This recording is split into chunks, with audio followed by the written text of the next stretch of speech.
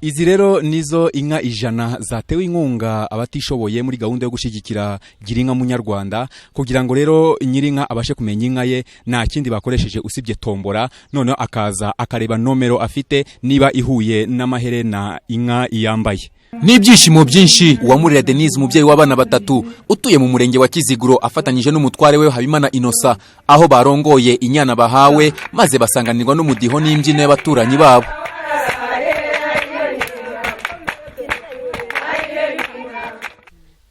Nuko barebaga ubukene bwanjye, barebaga n'ubundi nta kindi kintu kizamvanayo ntabonye inka, nkanabishimira abaturanyi, nkanabishimira ubuyobozi bwanyitayeho rwose bukandeba.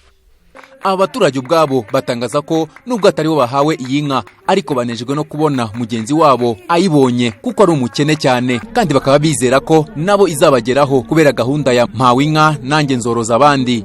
Icyanteye kugira ngo nezerwe nuko mugenzi wanjye yabonye inka kandi nzi yuko ari umukene, ni umukene kimwe nanjye ariko kuva yamugezeho nanjye nshimishijwe nuko nanjye jizangeraho.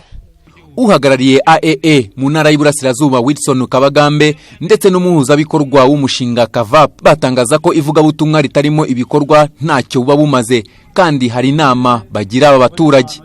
Nivuga butumwa mu ngiro, ubutumwa bw'amagambo budafite ibikorwa twe twemera neza ko buba butuzuye kubera ko uriye imbuto burya ntacyo abazasarura, ariko ubibye imbuto kandi akayibiba ahantu heza azasarura neza hanyuma n'abandi bose bagubwe neza. Rero uwo duhaye inka ayifate neza, ayiteho, ayikunde, ayimenyereze, ayihe ibyo kurya igihe gikwiriye, ayiha amazi igihe gikwiriye, ayikorera isuku, ibe ahantu heza. Iyi nka niyororoka ikabyara na muturanyi wazabona inka. Umunyamabanga nshingwabikorwa w'intara y'Iburasirazuba Makombe Jean Marie Vianney arashimira cyane AEE n'umushinga Kavap ngo arizera ko ubufatanye bw'akarere ka Gatsibo n'abafatanyabikorwa bizabarinda kongera gusubira inyuma mu mihigo y'uturere. Izi nka 100 zahawe abaturage ngo zabanje gusuzumwa n'abaveterineri b'inzobere zikaba zaratwaye amafaranga asaga miliyoni 20.